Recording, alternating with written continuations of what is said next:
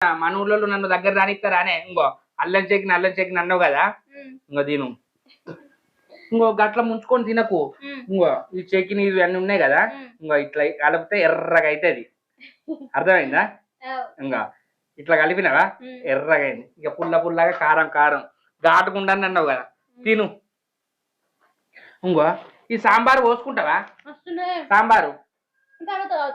తాగుడు కాదు సాయంత్రం అన్నం వండుతావు కదా అలా పోసుకుందాం కూర తప్పుతుంది బా కమ్మటి వాసన వస్తుంది సాంబారు